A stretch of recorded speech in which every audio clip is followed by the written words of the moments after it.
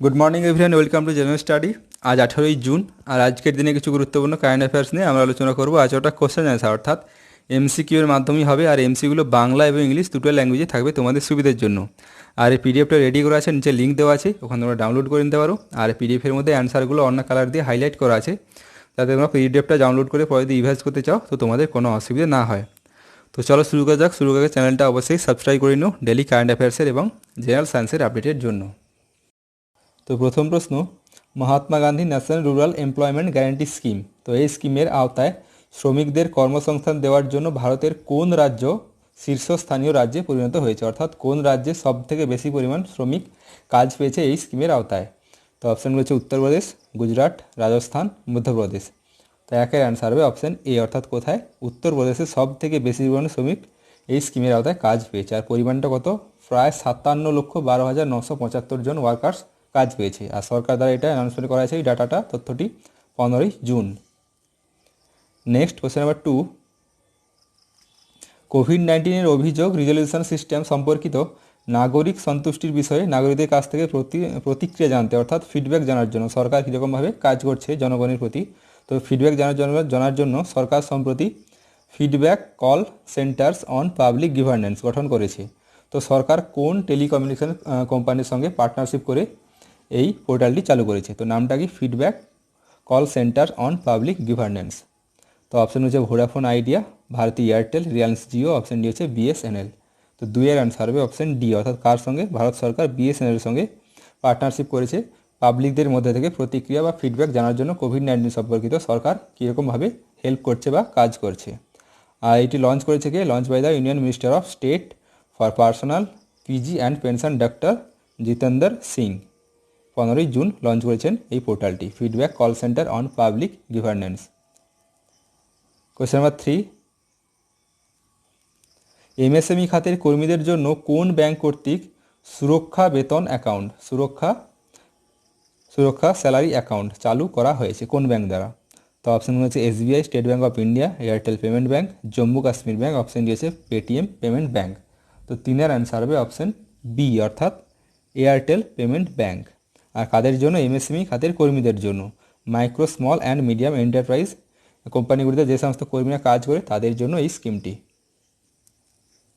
Question number 4, 2019-এর foreign direct investment FDI সবচেয়ে বড় প্রাপক কোন দেশ, অর্থাৎ কোন দেশের সব থেকে বেশি পরিমাণ বিদেশি মুদ্রা বিনিয়োগ হয়েছে 2019-এর সালে?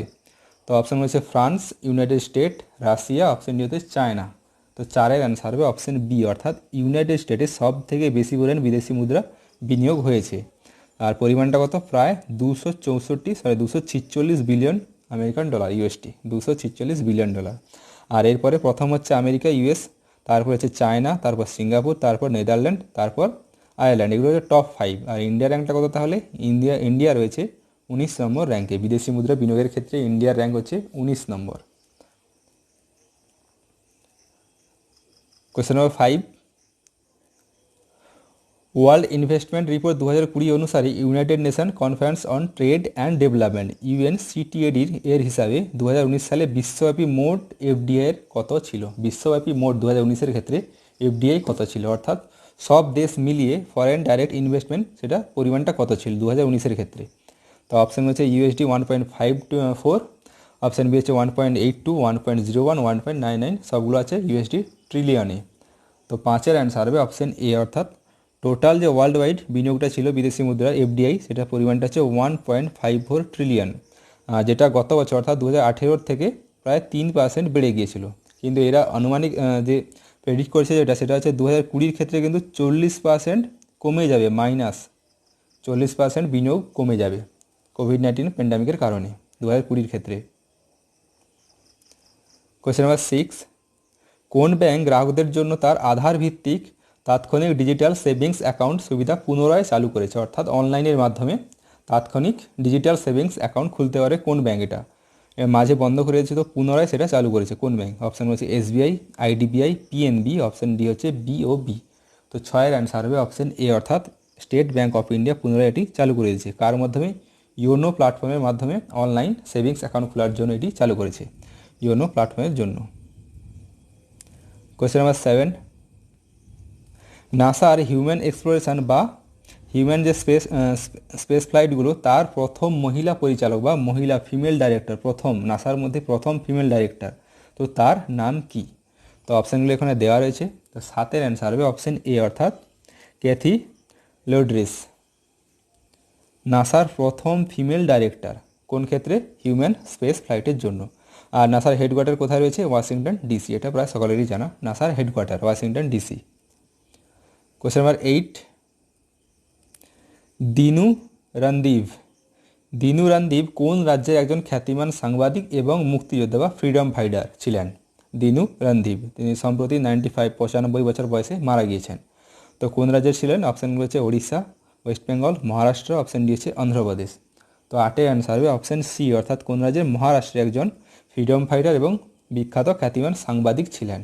আর মহারাষ্ট্র যখন রাজ্যটি আলাদাভাবে গঠিত হয়েছিল সেই সময় যে মুভমেন্ট চলছিল নামটা হচ্ছে সম্মুক্ত মহারাষ্ট্র, এর মধ্যে কিন্তু তিনি একটি মুখ্য ভূমিকা পালন করেছিলেন। মহারাষ্ট্র স্টেট গঠনের সময় যে মুভমেন্ট সেটার নাম কি ছিল?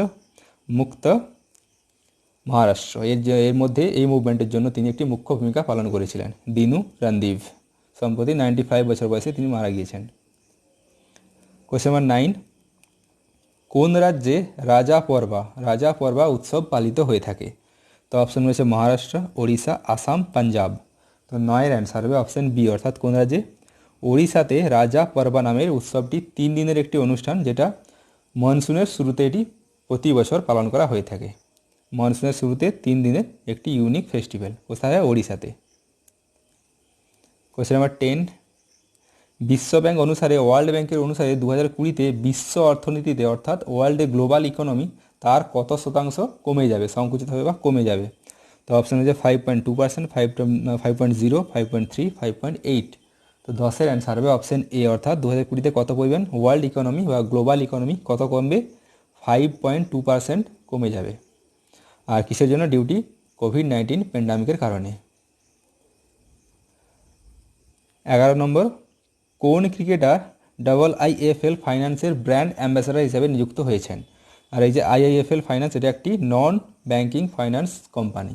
তো কে এর ব্র্যান্ড অ্যাম্বাসেডর নিযুক্ত হয়েছেন?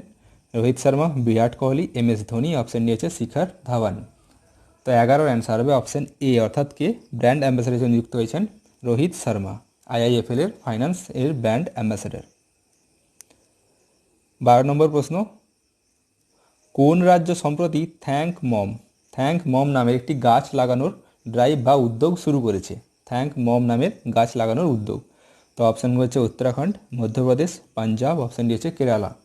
তো 12-এর অ্যান্সার হবে অপশান বি অর্থাৎ কোন রাজ্য? মধ্যপ্রদেশ গাছ লাগানোর একটি ড্রাইভ শুরু করেছিল, যেটার নাম টাইটেল কী ছিল? থ্যাঙ্ক মম। 13 নম্বর, কোন রাজ্য সরকার শিল্প জমির প্রাপ্যতা নিশ্চিত করতে, অর্থাৎ কোনো কোম্পানি যদি সেখানে কারখানা করতে চায় সেক্ষেত্রে জমির যে প্রয়োজন হয় তা যেন নিশ্চিত করতে পারে জমির পরিমাণটা, তা সেই জন্য ফ্ল্যাটেড ফ্যাক্টরি মডেল গ্রহণ করেছে কোন রাজ্য সরকার দ্বারা? নতুন ফ্যাক্টরি বসানোর জন্য ফ্ল্যাটেড ফ্যাক্টরি মডেল।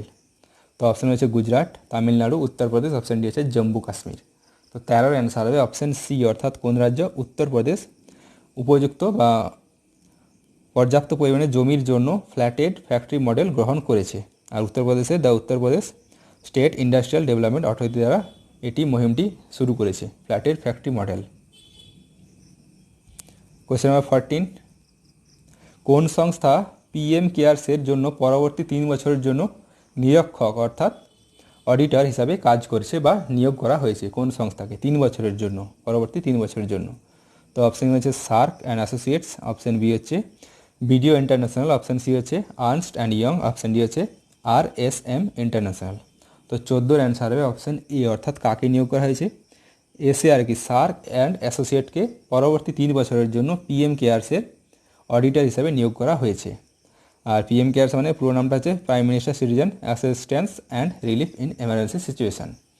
আর এই যে সংস্থাটি সার্ক অ্যান্ড অ্যাসোসিয়েট, এটি একটি নিউ দিল্লির একটি চার্টার অ্যাকাউন্টেন্ট কোম্পানি, নিউ দিল্লিতে রয়েছে এটা।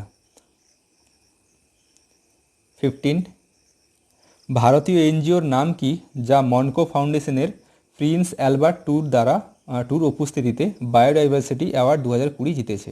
ভারতীয় এনজিও কিন্তু কোথায় জিতেছে? মনকো ফাউন্ডেশনের প্রিন্স অ্যালবার্ট টুর উপস্থিতিতে। তো অপশানগুলো দেওয়া রয়েছে, অ্যান্সার হবে 15 অ্যান্সার হবে অপশান বি, অর্থাৎ কোন এনজিও? Deccan development society. এটি একটি ভারতীয় এনজিও যেটা কোথায় রয়েছে? হায়দ্রাবাদে। Hyderabad based non governmental organisation, যেটার নাম হচ্ছে ডেকান ডেভেলপমেন্ট সোসাইটি, যেটা জিতেছে বায়োডাইভার্সিটি অ্যাওয়ার্ড 2020।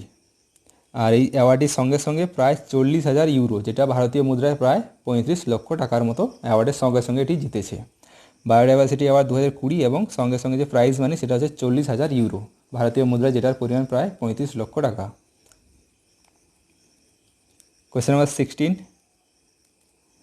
SIPRI ইয়ারবুক 2020 অনুসারে দেশের বর্তমানে উপস্থিত পারমাণবিক ওয়ারহেডের সংখ্যার ভিত্তিতে ভারতের র্যাঙ্ক কত?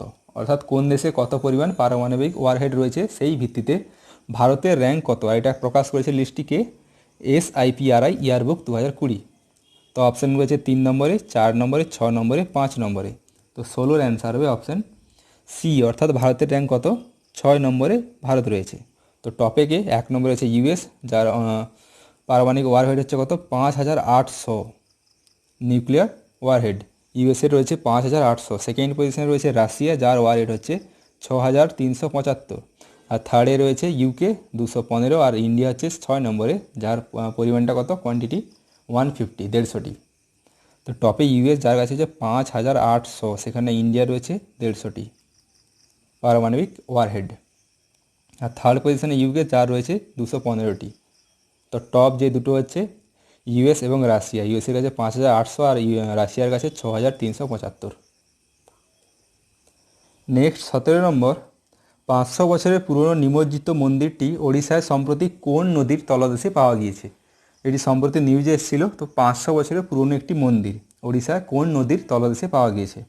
তো অপশানগুলো হচ্ছে মহানদী, ব্রাহ্মণী, অপশান সি হচ্ছে বৈতরণী, অপশান ডি হচ্ছে ভার্গবী।